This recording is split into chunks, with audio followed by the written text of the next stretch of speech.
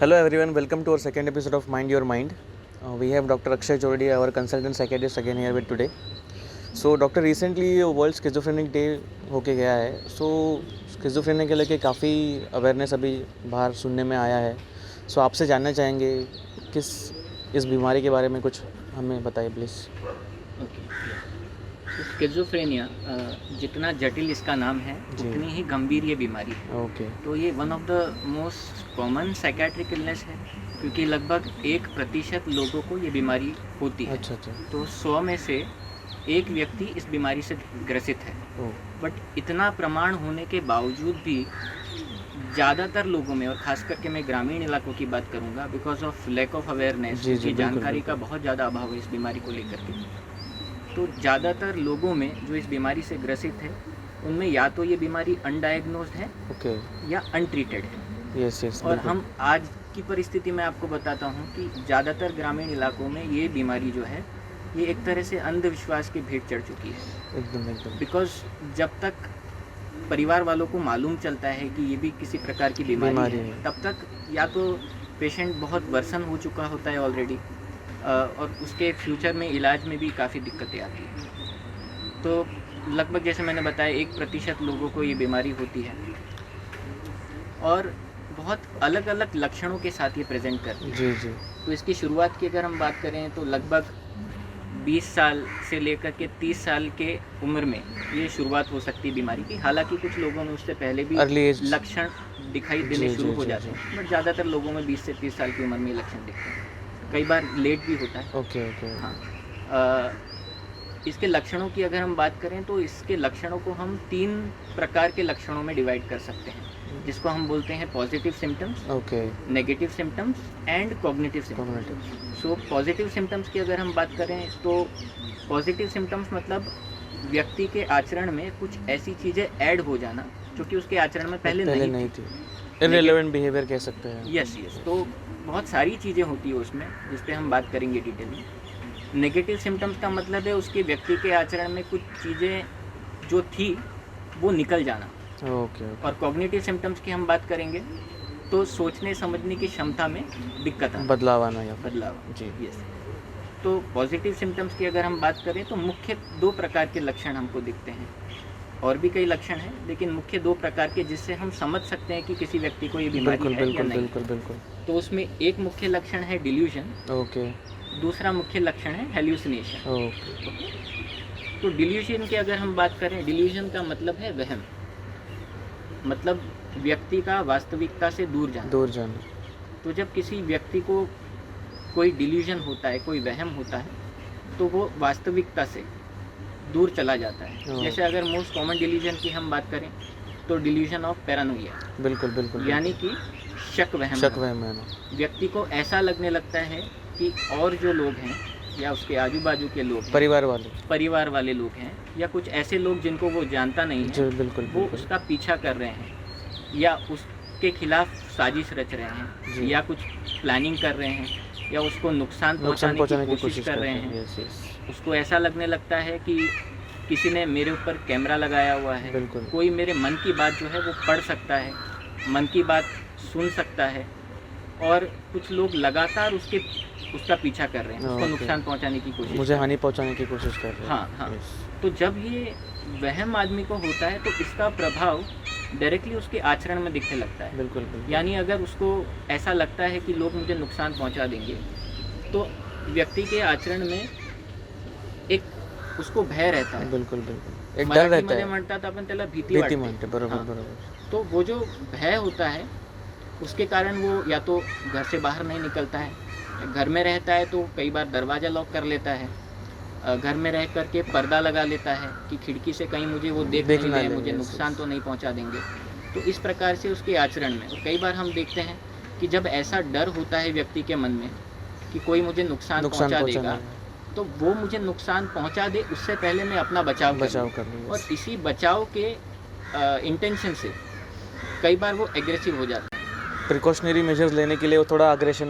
Yes, exactly. तो क्या होता है ना कि ज़्यादातर लोगों में हम ये भ्रम है कि स्किज़ोफ्रेनिया से जो ग्रसित है व्यक्ति वो एग्रेसिव होते हैं, बट ऐसा नहीं है. बहुत कम प्रतिशत ऐसे होते हैं और वो भी without any intention to cause any harm. Yes yes yes. ये जो है उनके मन का डर है जिसके कारण वो एग्रेसिव हो जाते हैं। तो बहुत कम प्रतिशत ऐसे लोग हैं जो एग्रेसिव होते हैं, और यही कारण है कि ऐसे एग्रेसिव मोमेंट्स में या जब वो बहुत वायलेंट हो जाते हैं उस केस में ज़्यादातर लोगों को भर्ती करके इलाज करने की ज़रूरत पड़ती है। जैसे कोई व्यक्ति अगर ब्लड प्रेशर का मरीज़ है तो वो नॉर्मली दवा लेकर के काम चला सकता है, लेकिन जब उसको हार्ट अटैक होता है या हाइपरटेंसिव क्राइसिस होता है तो एडमिशन की ज़रूरत पड़ती है। इसी प्रकार से इस बीमारी में भी ऐसे एक्यूट एपिसोड आ सकते हैं। तो ये तो हुआ वहम। जी जी।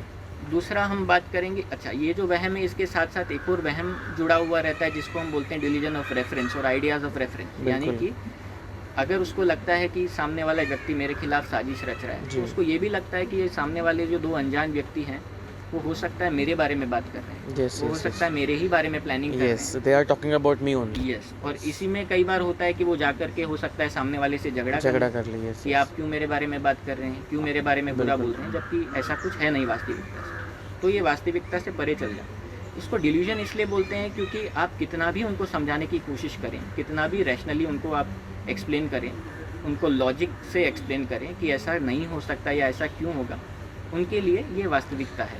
कई बार हमको ये समझना पड़ता है कि उनकी ये वास्तविकता है, वो ऐसा जानबूझ करके नहीं कर। बिल्कुल बिल्कुल। तो ये डिल्यूजन।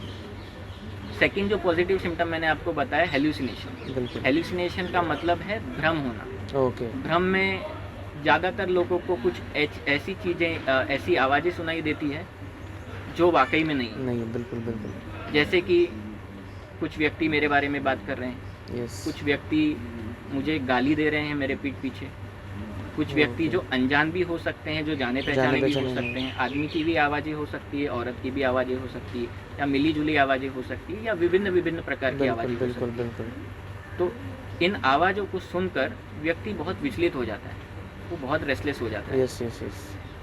अच्छा, जो परिवार वाले हैं उनको ये समझ नहीं आता है कि ये ऐसा क्यों बिहेव कर रहा है, क्योंकि जब किसी को आवाज़ सुनाई देती है तो उसको रेस्पॉन्ड करने के लिए या तो व्यक्ति अकेले में बड़बड़ करता है या कुछ हवा में इशारे करता है, क्योंकि उनको ऐसी भी चीज़ें दिखाई दे सकती है जो वाकई में नहीं है। जैसे कुछ परछाई दिखाई दे रही है या फिर कोई व्यक्ति दिखाई दे रहा है, एनी थर्ड पर्सन।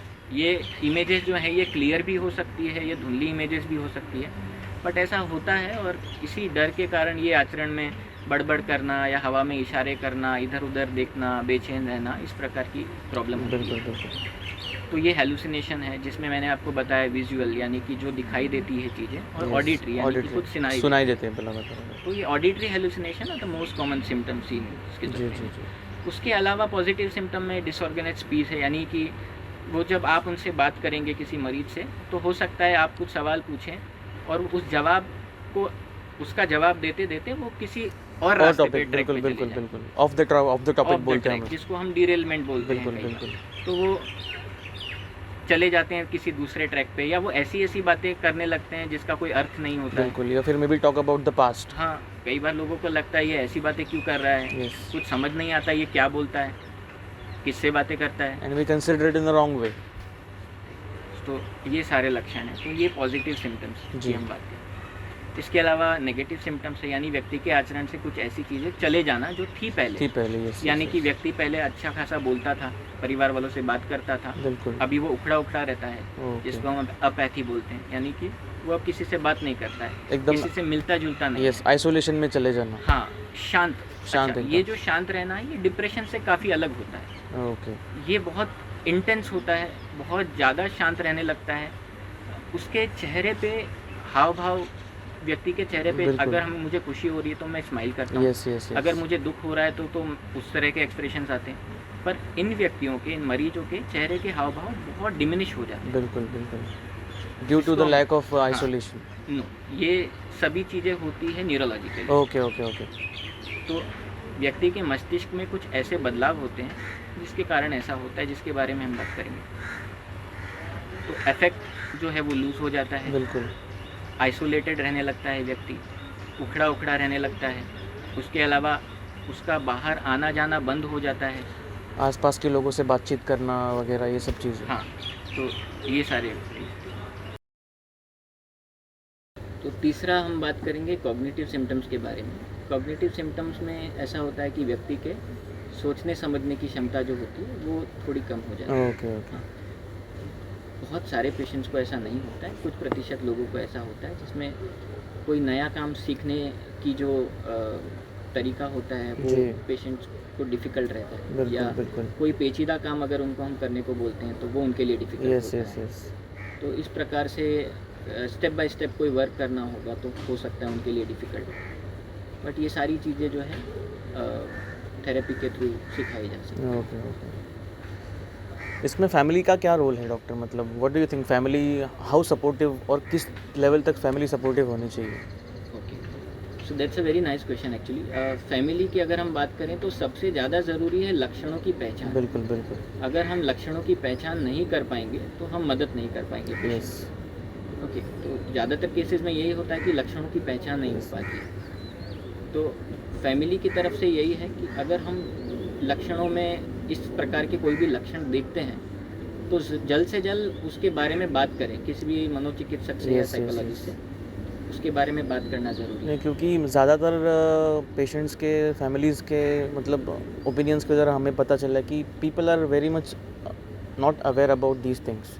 क्योंकि अगर किसी को पता भी चल रहा है तो वो साइकेट्रिस्ट के पास जाने, और इवन किसी को बताने में बहुत हिचकिचाहट रखते हैं मन में कि मैं कैसे बताऊं डॉक्टर को कि हाँ मेरे घर में एक पेशेंट है जिसका बिहेवियर या फिर जिसका बर्ताव बदल गया है, ज़्यादा गुस्सा कर रहा है या फिर हाथ उठाने की कोशिश वगैरह कर रहा है। ये सब चीज़ों में फैमिली को बताने में काफ़ी हिचकिचाहट होती है। देखिए, इसका एक मुख्य कारण ये है कि अभी भी हम इसको एज एन इलनेस एक्सेप्ट नहीं कर पा रहे। Yes yes yes. क्योंकि इस बीमारी को अगर हम डायग्नोज करने की बात करते हैं तो इसके बारे में कोई ठोस सबूत नहीं है हमारे पास में, या कोई ठोस टेस्ट नहीं है कि कोई ब्लड टेस्ट करके जैसे हम डायबिटीज़ की डायग्नोसिस करते हैं या ब्लड प्रेशर का डायग्नोसिस करते हैं या अन्य लीवर की बीमारियों का डायग्नोसिस करते हैं। बिल्कुल। ऐसे हम इसका डायग्नोसिस नहीं कर सकते। इसका डायग्नोसिस कोई भी मनोचिकित्सक पेशेंट से बात करके, डिटेल में इंक्वायर करके, हिस्ट्री ले करके, मेंटल स्टेटस एग्जामिनेशन जो हमारा टूल होता है बिल्कुल इंक्वायरी का,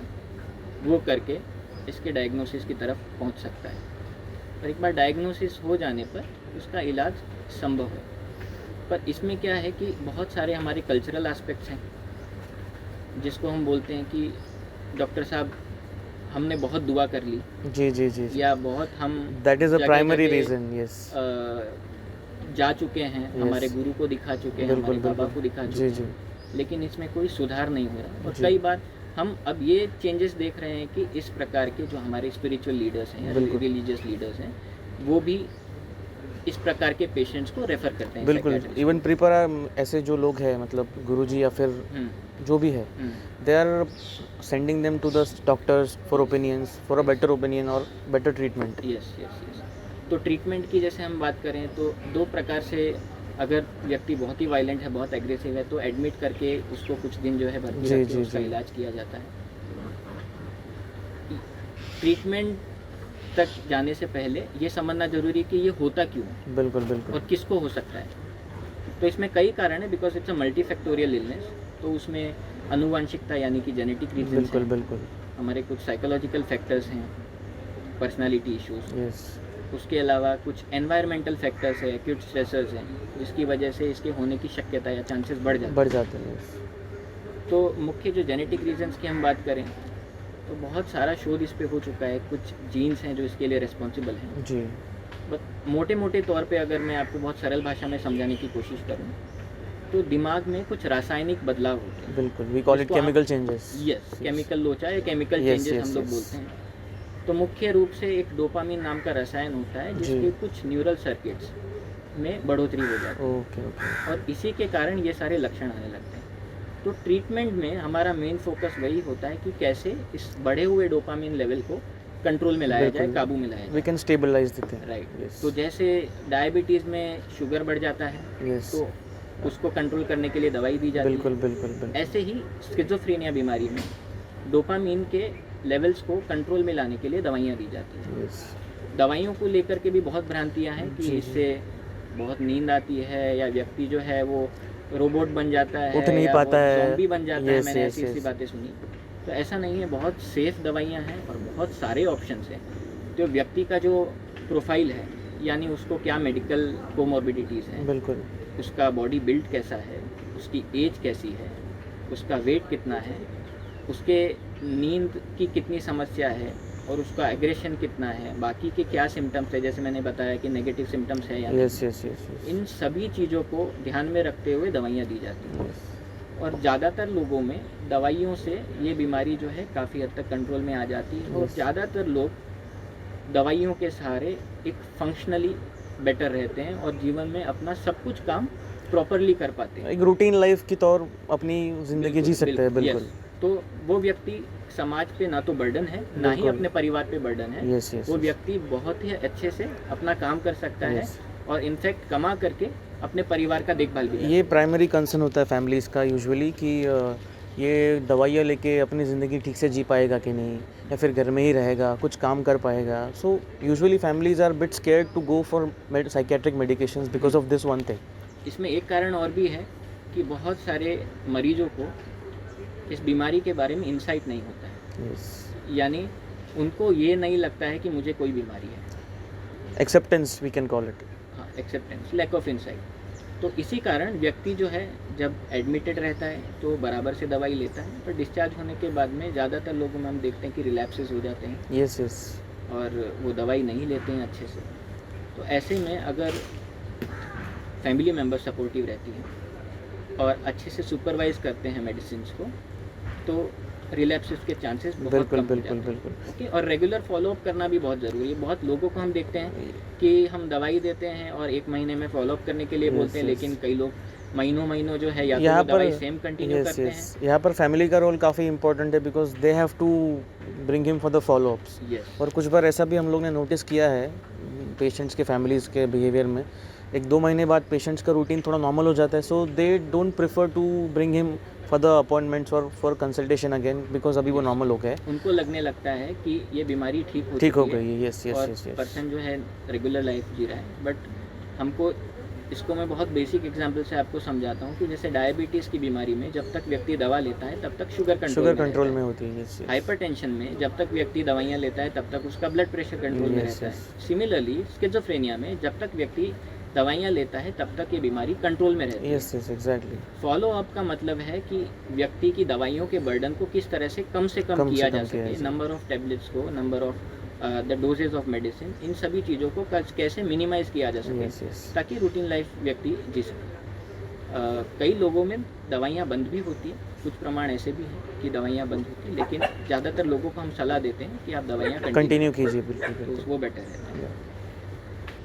सो नॉर्मली डॉक्टर हम लोग ने मतलब आसपास में देखा है, अगर अड़ोस पड़ोस में कोई ऐसा पेशेंट्स हमें पता चलता है कि ऐसा बीमारी है किसी पेशेंट्स को, तो लोगों का एक माइंडसेट है कि उसको काफ़ी गलत नज़र से लोग देखते हैं, या फिर राह चलता कोई हम लोग ने ऐसा पेशेंट देख लिया कभी, जो यूजुअली सब लोग ही देखते हैं, तो उसके पास हम लोग देखने का एक नज़रिया अलग ही हो जाता है। So as a person in a society हम लोग को उनके लिए what we can do for them. Right, this is a very good question, क्योंकि समाज का हर एक व्यक्ति जब तक इस बीमारी से ग्रसित जो लोग हैं उनके प्रति संवेदना व्यक्त नहीं करेगा या उनके साथ खड़ा नहीं होगा, तब तक हम इस बीमारी से लड़ाई नहीं लड़ सकते। क्योंकि मनोरोग विशेषज्ञ हर जगह जा कर के, हालांकि सब जगह जन जागृति हो रही है, यस बिल्कुल बिल्कुल, लेकिन हर एक व्यक्ति अभी तक इसके बारे में अवगत नहीं है। नहीं बिल्कुल नहीं। तो समाज में जब हम जानते हैं इस बीमारी के बारे में, या हमारे परिवार में से कोई भी जानता है, तो हम इस मैसेज को पास ऑन कर सकते हैं। बिल्कुल। या हम अगर देखते हैं कि हमारे आस पड़ोस में या हमारे ही डिस्टेंट रिलेटिव में या क्लोज रिलेटिव में अगर कोई भी व्यक्ति इस बीमारी से ग्रसित है, इस प्रकार के कोई भी लक्षण अगर आपको डाउट भी होता है, तो there is no harm in taking a consultation. बिल्कुल। मनोरोग विशेषज्ञ से बात करें या साइकोलॉजिस्ट से बात करें, या कोई भी व्यक्ति जिसको इस बारे में जानकारी है या इससे रिलेटेड है, उनसे बात करके आप पहले जानने की कोशिश करें कि आखिर वो प्रॉब्लम क्या है। बिल्कुल। और जहाँ प्रॉब्लम है वहाँ निवारण भी है। जी बिल्कुल। तो हमें अवेयरनेस के प्रति अभी बहुत ज़्यादा ध्यान देना पड़ेगा और समाज में इस मैसेज को पहुंचाना पड़ेगा कि ये व्यक्ति जो स्किज़ोफ्रेनिया से ग्रसित हैं, ये भी समाज का हिस्सा हैं। बिल्कुल। और इनको ठीक किया जा सकता है, जैसे कि बाकी बीमारियाँ ठीक होती हैं। तो मुझे लगता है कि इस मैसेज से सभी लोग समाज में कंट्रीब्यूट कर पाएंगे। बिल्कुल बिल्कुल, that is a really good thought doctor. I mean people should really make aware, at least अगर एक फैमिली में 4 लोग रह रहे हैं तो एक आदमी 4 लोगों को अवेयर कर रहा है तो ये भी बहुत बड़ी बात हो सकती है, because not even our parents are much aware of this things. So हम लोग बिल्कुल ये तो डेफिनेटली कर ही सकते हैं। Well, that was it. Thank you so much for your insights, doctor. This will definitely help our viewers, and people will get to know better about schizophrenia after viewing this video. Thank you so much. Thank you so much. Thank you.